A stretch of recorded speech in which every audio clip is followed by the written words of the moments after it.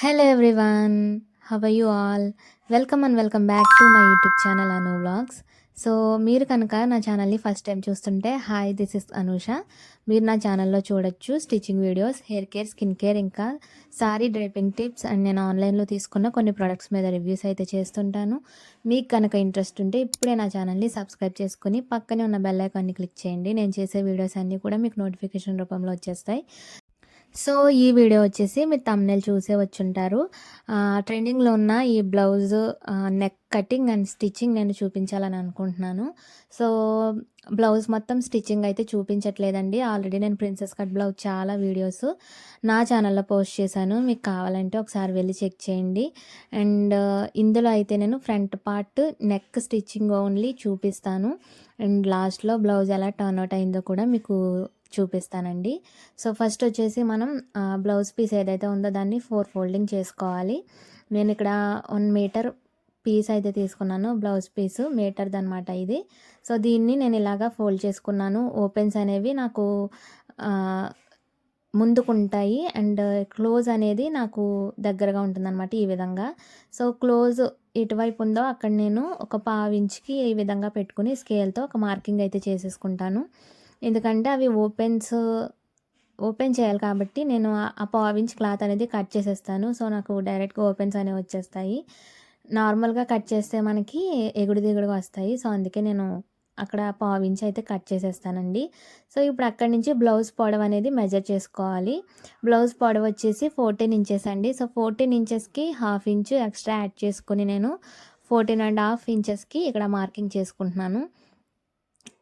Half inch పోయినా మనకి 14 inches బ్లౌజ్కి సరిపోతుంది. ఖర్చుల కోసమని హాఫ్ ఇంచ్ అయితే యాడ్ చేసుకుంటున్నాను. యాక్చువల్లీ 15 ఇంచెస్ యాడ్ చేసుకుంటే మనకి ఖర్చులు పోయినా 14 ఇంచెస్ ఎగ్జాక్ట్గా మిగులుతుంది. బట్ నేను కొంచెం షార్ట్ కాబట్టి నాకు సరిపోతుందండి. సో 14 ఇంచెస్కి హాఫ్ ఇంచ్ ఎక్స్ట్రా యాడ్ చేసుకుని 14.5 ఇంచెస్కి అయితే నేను బ్లౌజ్ పొడవు మొత్తాన్ని ఈ విధంగా డ్రా చేసుకున్నాను అనమాట. ఇక్కడ స్కేల్తో ఒక లైన్ అనేది నీట్గా ఇలా గీసేసుకోవాలి. అండ్ ఇప్పుడు వచ్చేసి మనం షోల్డర్ మెజర్మెంట్ అనేది చేసుకోవాలన్నమాట. నార్మల్గా ప్రిన్సెస్ కట్ బ్లౌజెస్కైనా ఏ షేప్ బ్లౌజెస్కైనా షేప్లెస్ బ్లౌజెస్కైనా సరే షోల్డర్ మెజర్మెంట్ వచ్చేసి మనం 6 ఇంచెస్ అయితే పెట్టుకుంటాం కదా. సో ఈ బ్లౌజ్కి నెక్ వచ్చేసి మనకి విడ్త్ ఎక్కువగా కావాలి కాబట్టి 7 ఇంచెస్కి అయితే పెట్టుకోవాలండి. సో నార్మల్ బ్లౌజెస్కి విడ్త్ మనం 6 ఇంచెస్ పెడతాము. అందులో మనం 3 inches neck and 2 inches shoulder are 2.5 inches shoulder తీసుకున్న 2.5 ఇంచు నెక్ తీసుకుంటాము. సో ఇక్కడైతే మనం 7 ఇంచెస్ నెక్ విడ్త్ అనేది డ్రా చేసుకోవాలి, అంటే షోల్డర్తో కలిపి అనమాట. సో షోల్డర్ మెజర్మెంట్ వచ్చేసి 7 inches and arm whole down వచ్చేసి మనకి ఇక్కడ 6 ఇంచెస్ తీసుకోవాలి. సో ఈ బ్లౌజ్కి ఏంటంటే 7 ఇంచెస్ తీసుకుంటాం, ఎందుకంటే షోల్డర్ వచ్చేసి 7 ఇంచెస్ తీసుకున్నాం కాబట్టి ఇక్కడ మనం ఆర్మ్ హోల్ డౌన్ సో అప్పుడే మనకి ఆర్మ్ హోల్ రౌండ్ అనేది ఎగ్జాక్ట్గా సరిపోతుంది. ఎందుకంటే షోల్డర్ విత్ మనకి కొంచెం ఇటు పక్కకి ఎక్కువ వచ్చింది కాబట్టి అది డౌన్ చేసుకుని మనం 1 ఇంచ్ ఎక్స్ట్రా యాడ్ చేసుకుని 7 ఇంచెస్కి ఆర్మ్ హోల్ రౌండ్ డౌన్ అనేది తీసుకుంటే మనకి కరెక్ట్గా సరిపోతుంది. ఇప్పుడు ఈ బ్లౌజ్ వచ్చేసి 35 సైజ్ అండి. 35 సైజ్కి మనం చెస్ట్ మెజర్మెంట్ చేసుకోవాలి ఇప్పుడు. అంటే చెస్ట్ లూజ్ వచ్చేసి మనకి 8.7 ఇంచెస్ వస్తుందండి. 35ని మనం డివైడెడ్ బై 4 చేస్తే మనకి 8.7 ఇంచ్ వస్తుంది. సో 8.7 ఇంచెస్కి ఇక్కడ మనం చెస్ట్ లూజు ఒకేసారి మార్కింగ్ చేసుకోవాలి. నేను ఇక్కడ చూపిస్తున్నాను చూడండి. నేను ఇక్కడ కొలిచి ఇలా మార్క్ చేసి ఇక్కడ మీకు వేసి చూపిస్తున్నాను అనమాట. 35కి డివైడెడ్ బై 4 చేస్తే ఎంత వచ్చిందని చెప్పి. సో 8.7 ఇంచెస్కి ఎగ్జాక్ట్గా మనం ఆర్మ్ హోల్ డౌన్ ఎక్కడైతే తీసుకున్నామో అక్కడ ఈ విధంగా మార్కింగ్ చేసుకోవాలి. సో ఇది వచ్చేసి చెస్ట్ లూజ్ అనమాట. ఇప్పుడు చెస్ట్ లూజ్ అయిపోయింది కాబట్టి ఖర్చు కోసం 3 ఇంచెస్ అనేవి ఎక్స్ట్రా యాడ్ చేసుకోవాలి. సో ఈ విధంగా 3 ఇంచెస్ వచ్చేసి మనం ఖర్చు కోసం తీసుకుంటాము. ఇప్పుడు ఇక్కడ ఒక లైన్ అనేది డ్రా చేసుకోవాలి. ఈ లైన్ వచ్చేసి మనం 1 ఇంచు పైకి డ్రా చేసుకుంటే మనకి ఆర్మ్ హోల్ రౌండ్ చాలా నీట్గా వస్తుందండి. మనకి చంక దగ్గర జారిపోయినట్టుగా అనిపించకుండా కరెక్ట్గా నిలబడుతుంది అలాగా. సో ఈ విధంగా హాఫ్ ఇంచ్ కానీ 1 ఇంచ్ కానీ ఇలా పైకి అయితే మీరు క్రాస్గా డ్రా చేసుకోండి. ఇప్పుడు ఇక్కడ మనం ఎల్ షేప్లో గీసేసుకున్నాం కదా. సో ఇది ఇలా వదిలేయండి. ఇప్పుడు వచ్చేసి మనం వేస్ట్ మెజర్మెంట్ అనేది మార్కింగ్ చేసుకోవాలన్నమాట. వేస్ట్ మెజర్మెంట్ వచ్చేసి నాది 29 ఇంచెస్ అండి. సో 29 ఇంచెస్ డివైడెడ్ బై 4 చేస్తే 7.8 ఇంచెస్ వస్తుంది. సో 7.2 ఇంచెస్ వస్తుందండి. సో అక్కడికి ఈ విధంగా మార్కింగ్ చేసుకోవాలి. సో వేస్ట్ లూజ్ వచ్చేసి 7.8 ఇంచెస్ కదా. సో దానికి 2 ఇంచెస్ ఎక్స్ట్రా మార్కింగ్ చేసుకోవాలి. ఇది వచ్చేసి ప్రిన్సెస్ కట్ మెజర్మెంట్ కోసం అనమాట. ఇంకా మిగతా 3 ఇంచెస్ వచ్చేసి మనం ఖర్చు కోసం ఇక్కడ యాడ్ చేసుకోవాలి. సో చూసారు కదండి, మొత్తం వేస్ట్ సైజ్ వచ్చేసి 7.8 ఇంచెస్ మార్కింగ్ చేసుకున్న తర్వాత 2 ఇంచెస్ వచ్చేసి ప్రిన్సెస్ కట్ కోసము అండ్ 3 ఇంచెస్ వచ్చేసి ఖర్చు కోసము ఈ విధంగా మార్కింగ్ చేసేసుకున్న తర్వాత ఇప్పుడు మనం చెస్ట్ పాయింట్ వచ్చేసి మార్కింగ్ చేసుకోవాలి. చెస్ట్ పాయింట్కి మార్కింగ్ చేసుకునే ముందు వేస్ట్ దగ్గర ఇక్కడ మీరు 3.5 ఇంచెస్కి ఈ విధంగా మార్కింగ్ చేసుకోవాలి. సో ఇలా మార్కింగ్ చేసుకున్న తర్వాత షోల్డర్ దగ్గర నుంచి అంటే పై నుంచి ఇలా కిందకి 10 ఇంచెస్కి మనం చెస్ట్ పాయింట్ అనేది మార్కింగ్ చేసుకుంటాం అనమాట. సో అక్కడే మనకి కర్వ్ అనేది వస్తుందండి. చెస్ట్ షేప్ అనేది అక్కడ నీట్గా రావడానికి అనమాట. అది ఒక చెస్ట్ ఎఫెక్స్ పాయింట్ అంటారు దాన్ని. సో అక్కడ విడ్త్ వచ్చేసి 4 ఇంచెస్ ఉండేలాగా చూసుకోవాలండి. సో కింద వచ్చేసి మనం 3.5 ఇంచ్ తీసుకున్నాం వేస్ట్ దగ్గర. అండ్ చెస్ట్ పాయింట్ ఏదైతే ఉందో అక్కడ మనం విడ్త్ వచ్చేసి 4 ఇంచెస్ ఎగ్జాక్ట్గా ఉండాలండి. సో 4 ఇంచెస్ మార్కింగ్ చేసుకోవాలి 35 బ్లౌజ్కి. ఓకేనా. ఇప్పుడు మనం ఇక్కడ ఈ 2 డాట్స్ని కలుపుతూ ఒక లైన్ అనేది గీసుకోవాలి. ఇప్పుడు కర్వ్ స్కేల్ తీసుకొని ఈ లైన్ నుంచి ఆర్మ్ హోల్లోకి మనం ఈ విధంగా ఒక రౌండ్ అనేది గీసుకోవాలి. ఒక 1 ఇంచు ఆర్మ్ హోల్కి ఈ విధంగా పైకి పెట్టుకొని కర్వ్ స్కేల్తో ఇలా షేప్ అనేది డ్రా చేసుకోవాలి. చూసారు కదండి ఎంత నీట్గా వచ్చిందో. సో ఇప్పుడు ఏం చేయాలంటే ప్రిన్సెస్ కట్ షేప్ అనేది మనం ఇక్కడ డ్రా చేసుకుంటాం. ఎక్కడైతే మనం చెస్ట్ పాయింట్ అనేది మార్కింగ్ చేసుకున్నామో అక్కడి నుంచి ఇక్కడ 2 ఇంచెస్ ప్రిన్సెస్ కట్ షేప్ కోసం మార్కింగ్ చేసుకున్నది ఇక్కడ మార్కింగ్ చేసుకుని 1.5 ఇంచు ఈ విధంగా పైకి మార్కింగ్ చేసుకోవాలి. సో ఎక్స్ట్రా 2 ఇంచెస్ కలుపుకున్నాం కదా, అవి ఇక్కడ మార్కింగ్ చేసుకోవాల్సి ఉంటుంది. ఆ 2 ఇంచెస్ 1.5 ఇంచ్ ఏమో పైకి గుర్తుపెట్టుకోండి. ఇప్పుడు ఆ చెస్ట్ పాయింట్ ఏదైతే ఉందో అక్కడి నుంచి కిందకనమాట ఈ విధంగా కర్వ్ అనేది ఇచ్చేసుకోవాలి. సో షేప్ చూడండి ఎంత బాగా నీట్గా వచ్చిందో. ఇదే షేప్ మనకి స్టిచ్చింగ్ చేసినప్పుడు కూడా వస్తుందండి. సో చాలా బాగుంటుంది. ప్రిన్సెస్ కట్ బ్లౌజ్ అనేది చాలా చాలా నీట్గా వస్తుంది. ఈ విధంగా మీరు కట్ చేసుకుంటే కనుక మనం కట్ చేసుకున్నప్పుడు నీట్గా కట్ చేసుకుంటే బాగా వస్తుంది. ఇక్కడ ఆర్మ్ హోల్ రౌండ్ అనేది నేను ఈ విధంగా మార్కింగ్ డ్రా చేసేసాను. అండ్ కట్ చేసినప్పుడు నేను అంత లోతుగా కట్ చేయను, కొంచెం 1/2 ఇంచు పైకి కట్ చేస్తానండి ఆర్మ్ హోల్ రౌండ్ అనేది. ఎందుకంటే మనం 2 పార్ట్స్ ఒకేసారి కలిపి కట్ చేస్తున్నాం కాబట్టి. సో ఇప్పుడు వచ్చేసి నెక్ డౌన్ అనమాట. నెక్ డౌన్ వచ్చేసి మనం నార్మల్గా అయితే 7 ఇంచెస్ పెడుతున్నారు. నేను 6.5 ఇంచ్ పెడుతున్నానండి. ఎందుకంటే మరీ డీప్ వచ్చేస్తుందని చెప్పి 6.5 ఇంచ్ పెట్టాను. ఇప్పుడు ఈ 7 ఇంచెస్లో మనం షోల్డర్ వచ్చేసి 2.5 ఇంచెస్ మార్కింగ్ చేసుకోవాలన్నమాట. సో 2.5 ఇంచెస్ ఇక్కడ మనం షోల్డర్కి మార్కింగ్ చేసేసుకున్నాం. ఇది వచ్చేసి షోల్డర్ అండి. మిగతా 4.5 ఇంచెస్ ఉన్నాయి కదా, సో ఇవి మనం నెక్ కోసం యూజ్ చేస్తాం. ఇందులో మనం డోరీస్ పెట్టడానికి 2.5 ఇంచెస్ అండ్ 1.5 ఇంచ్ వచ్చి మనకి అక్కడ నెక్ షేప్ అనేది ఏదైతే ఉందో అది డ్రా చేసుకోవడానికి ఈ విధంగా మార్కింగ్ చేసుకుంటాం అనమాట. సో స్టార్టింగ్ పాయింట్ నుంచి 2.5 ఇంచెస్కి ఒక మార్కింగ్ చేసుకోండి. ఇక్కడ షేప్ అనేది మనం డ్రా చేసుకుంటాం. సో దానికోసం మనం షోల్డర్కి ఎక్కడైతే 2.5 ఇంచెస్కి ఈ పక్క నుంచి మార్కింగ్ చేసుకున్నాం కదండి, సో అక్కడి నుంచి కిందకి ఇలా ఒక లైన్ అనేది గీసుకోవాలి. ఒక స్క్వేర్ అనేది ఇచ్చేసుకోవాలన్నమాట. సో దట్ మనకి నెక్ ఈజీగా డ్రా చేసుకోవడానికి యూజ్ అవుతుందన్నమాట. సో ఇక్కడ నేను స్క్వేర్ అనేది డ్రా చేసేసుకుంటున్నాను చూడండి. 6.5 ఇంచ్కి డౌన్కి మార్క్ చేసుకొని సో ఆ రెండింటిని ఇలా ఈ విధంగా కలిపేస్తున్నాను నేను. సో ఇప్పుడు మనం ఏదైతే ట్రెండింగ్ నెక్ ఏదైతే ఉందో దాన్ని ఇప్పుడు ఈజీగా డ్రా చేసేసుకోవచ్చు అనమాట.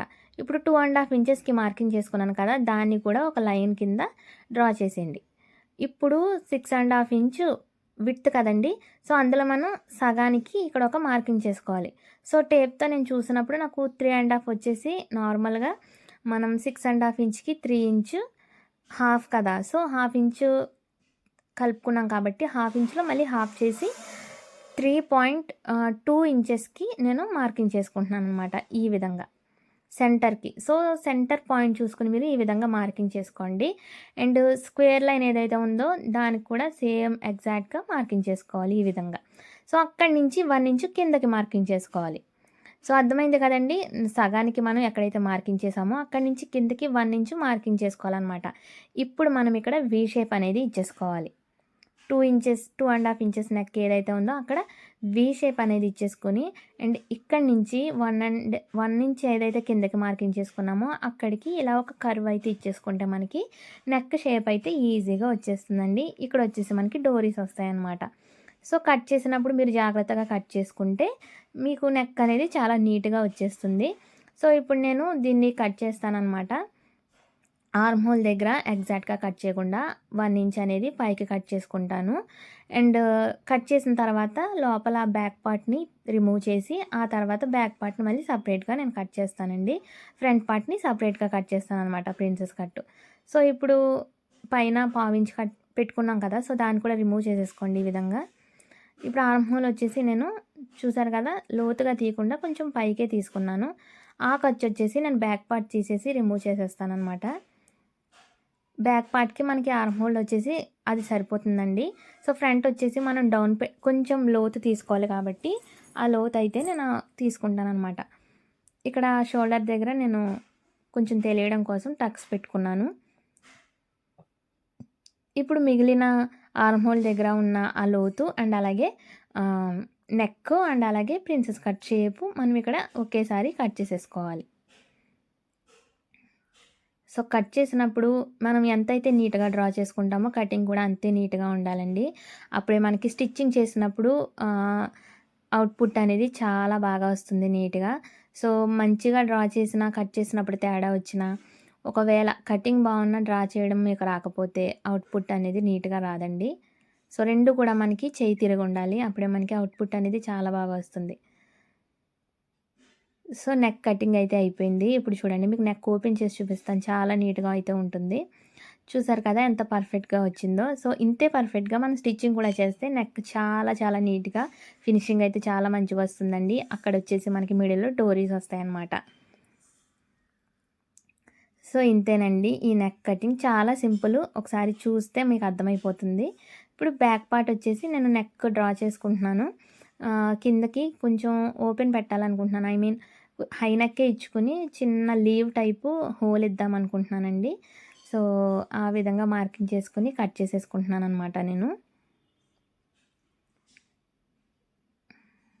సో, ఈ విధంగా 3 ఇంచెస్‌కి రౌండ్ షేపు అండ్ మామూలుగా బ్యాక్ నెక్ ఎంత డీప్ అయితే పెట్టుకుంటామో అంత డీప్‌కి నేను చిన్న హోల్ అనేది పెట్టుకున్నాను. 9 ఇంచెస్‌కి అనమాట. పైనుంచి కిందికి. సో, ఈ విధంగా కట్ చేసేసాను. ఇదొచ్చేసి బ్యాక్ నెక్ అనమాట. సో, కటింగ్ అయితే అయిపోయిందండి. ఇంకా మనం స్టిచ్చింగ్ స్టార్ట్ చేసేయడమే డైరెక్ట్‌గా. అండ్ దానికి ముందు ఏంటంటే మనం ఫ్రంట్ 2 ఇంచెస్ ఎక్స్ట్రా మార్కింగ్ చేసుకున్నాం కదా! సో, దానికి మనం 1 ఇంచ్ ఇక్కడ రిమూవ్ చేసేసుకోవాలి. ఎందుకంటే మనం బ్యాక్ టక్స్ పెట్టేటప్పుడు 1 ఇంచ్ మాత్రమే పెట్టుకుంటాము. మిగతా 1 ఇంచు మనకి ఎక్స్ట్రా ఉంటుంది కాబట్టి అది కట్ చేసేయాలి.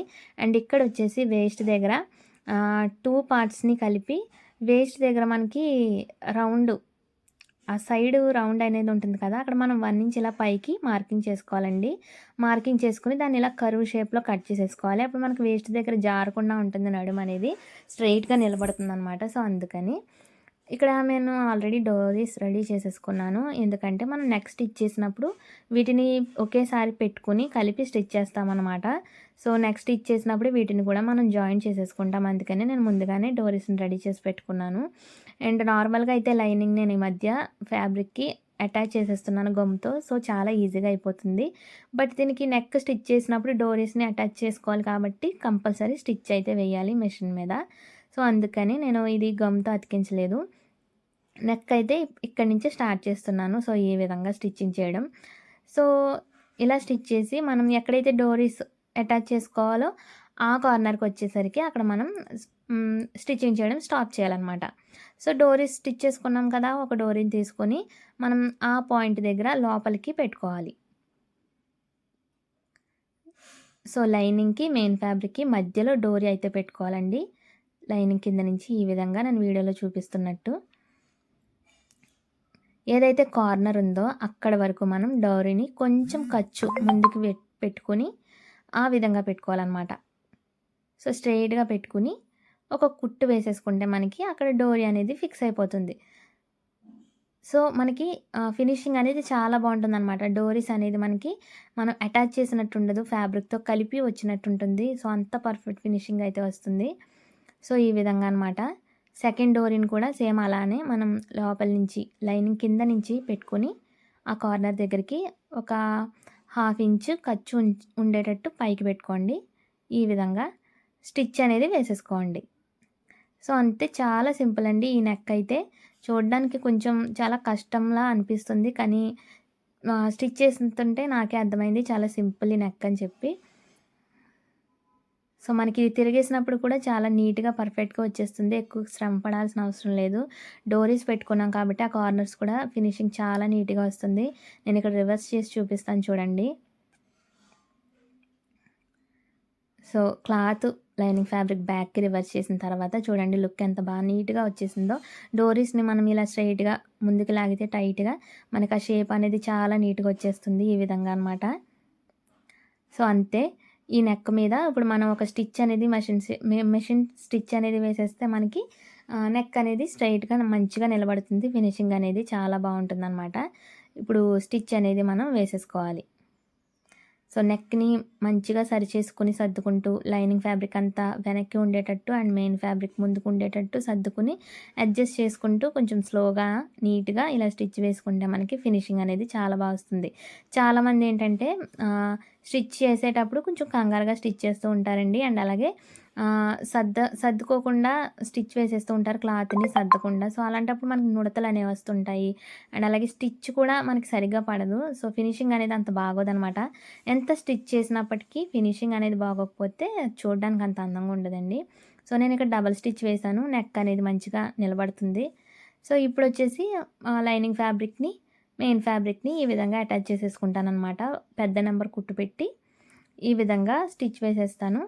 తర్వాత ఖర్చు అనేది మొత్తం రిమూవ్ చేసేసి, ఆ తర్వాత back part, front part join చేసేసుకొని హ్యాండ్స్ స్టిచ్ చేసేసిన తర్వాత హ్యాండ్స్ నుంచి వేస్ట్ దగ్గరికి మనం